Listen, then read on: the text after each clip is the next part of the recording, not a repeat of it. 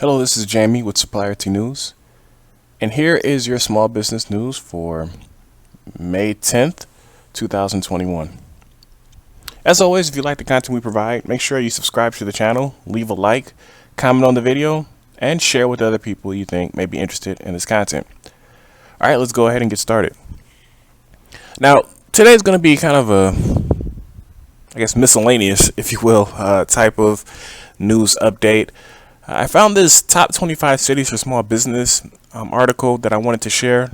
In addition, we're also going to be talking about, as you know, the Biden administration, not the Biden administration, but the jobs report, I should say, came out, and it underperformed very much, almost to record numbers. The projection was 1 million, and they only got 266,000. So we're also going to talk about that as well, some of the criticisms that are coming up, which again I spoke about in a previous video, but kind of just wanted to let you see how it's gonna start.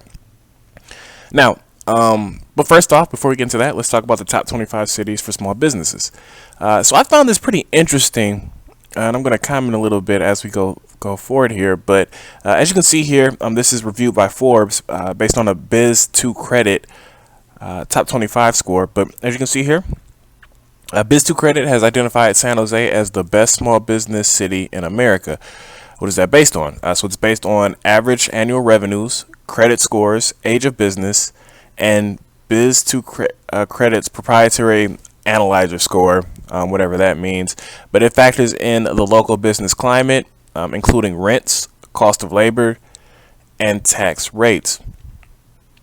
So the analyst examines the financials of 32,000 companies across America that applied for small business loans, including companies that applied for PPP loans during 2020. So based off of that, they were able to get their rankings for 2020. So interesting ranking, because this is essentially what happened during the pandemic and which cities supposedly made it out the best. And when you see the cities and how they're ranked, it makes sense. So as you can see, the top 10 metropolitan areas were professional, scientific, and technical services, retail trade, which is very interesting. Well, not really. Retail trade, and then other services. Not really sure what the other services mean. It could mean anything, but that's essentially how they were able to go about it. Overall, average annual revenues for small businesses in 2020 declined, which makes sense. This reflects direct impact on the economic toll from the pandemic. Now, while that happened, they actually talk about how average credit scores for business owners actually increased. So from 597 to 617. Now, that's pretty interesting because when 2020 was happening and we were getting these robust packages, not bailout packages, but to support the economy. What we found is that consumers, or not, just regular people, everyday people, were actually able to pay down their debt. So what we may see here is that with small businesses, a similar thing occurred where small businesses took this opportunity to pay down debt. And as you know, as debt is being paid down, your credit score increases. So it's interesting to see that both people, individuals, as well as businesses essentially did the same thing and benefited from it, from the credit score. And this also may be leading to why home ownership is seeing such a huge increase, right? People are paying off their debt and their scores are getting higher, thereby giving them better, interest rate for homes. So pretty interesting, just kind of a random theory that take with it what you will. Now, the big piece here in terms of kind of what we're seeing from businesses, and let's go ahead and let's kind of shoot all the way down to the top 25. But first, we're going to stop at the top 10. So the top 10 here. But what we're seeing here, a couple of interesting points that I want to note. Number one, 5 out of the top 10 cities are in the state of California. That is pretty interesting. Now, I know a lot of people are probably looking at this and saying, well, that doesn't really make sense, right? Because California, we saw the waves and waves of people that were supposedly moving out of California to other cities. Why is it that businesses supposedly are still flourishing despite the fact that, what we've been told, and even in the numbers that we've seen, California, the population of California is dwindling? Well, the key piece here is that California has a lot of technology companies, right? So while the location or the headquarters may be in California, even if the employees move, they're still able to do work. And that makes a lot of sense, right? If you're in a city that has, more so like manufacturing or production, then obviously you're not able to, when you shut down, obviously lost a lot of business. You're not able to work as frequently as like a technology company that can still essentially keep going even in the pandemic. So in my opinion, and it kind of speaks to this in the article as well, that is why we're seeing a lot of San Jose, we're San Francisco, Oakland. Those are, the Bay Area, which is close to Silicon Valley. Then we have San Diego, LA, which is Southern California, and then Sacramento, again, Southern California as well. So it's pretty interesting that we see that. Then we have Miami, Florida, as well as Tampa, Florida, which are port cities, but they do see a lot of, it's interesting because they see a lot of exports coming in. So while exports were down, Miami was still seeing a really huge piece. But again, I guess that makes sense because Florida stayed open as much as possible versus other states. And then New York. New York's always going to be on here. It's New York. It is what it is. It just has everything. So then Boston, Seattle, obviously another tech hub, and then Boston, Massachusetts is also in the top 10 as well. As we continue to go down, as you can see, Florida again, Florida, the state, open up as much as possible. Then we've got a couple other pieces. DC, DC is very surprising for 2020. Baltimore, Maryland, another surprise here. Denver. So we're not really seeing that as much as we kind of go down the list, but the top 10 especially, those definitely make sense. Very interesting here is that, we're in the top, as you can see, the top 22, and we still haven't seen any city from the state of Texas. Again, now that is very interesting when you consider the fact that tons of people, when they're moving out, move to Texas and Florida. But yet, the Texas so far isn't in the top 23 when it comes to businesses, for small businesses kind of starting or operating themselves. It's not until you get to 24 that you see a Texas city, San Antonio, Texas, which was very interesting. And I don't really know what to make of that, but again, this is based off of the criteria that I mentioned, upwards from tax rates, which you would think Texas would be up there, but tax rates all the way up to kind of cost of business. Again, you would think Texas would be up there as well, but again, it's not. Texas, while they did close, they didn't do too much. Again, they're fully open now in 2021.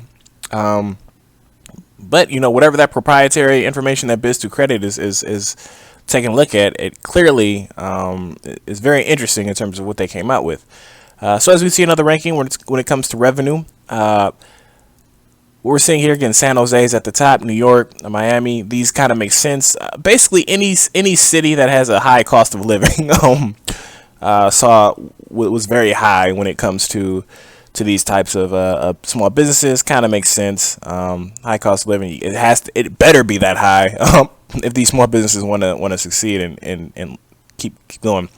Age of business, we're seeing the top 10 here as well, kind of all over the place in terms of that. And then credit score, very interestingly enough, one of the points that was made in the article is that it's interesting that we consider credit score with, hey, this means that your business is doing well. But in fact, the pandemic kind of proves that even though your credit score goes up, your revenue can still go down. Your business may not be doing as well as you would think it was, or maybe even the year prior. So credit score. And this is something that's always been an issue with a lot of people,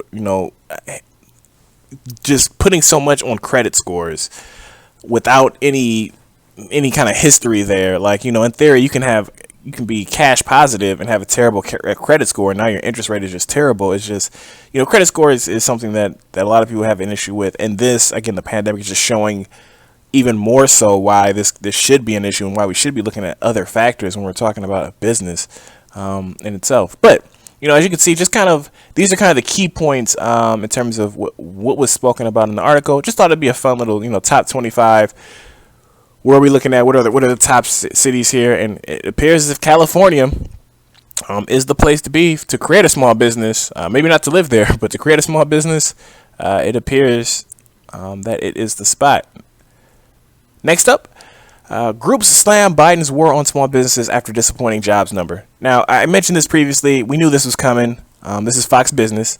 So we knew this was going to come. And again, the points that I mentioned previously are all hit here, right? I mentioned the two big pieces that we are going to see from the right in terms of criticisms is that, unemployment, that $300 unemployment needs to get rid of, as well as states need to open up. And this is just kind of proof. I guess I'm, tooting my own horn here.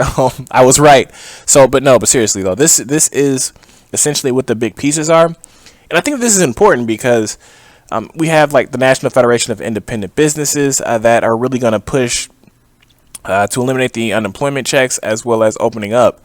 Now, if you're in favor of this, this may be something that, if you support this, I should say, then this is good news for you, right? Because this is just the beginning, in my opinion. I think this is going to keep going, and in particular, if May numbers are very similar to this, you better believe that this is going to be to a new level in terms of pushback and in terms of pushing to, more specifically, opening up. Unemployment, $300 unemployment, I don't know how much traction will get with that, but the opening up of states, because we're already close to that. I don't know if you saw this, but the Pfizer vaccine is now okay to give to children, 12 to 16, I believe.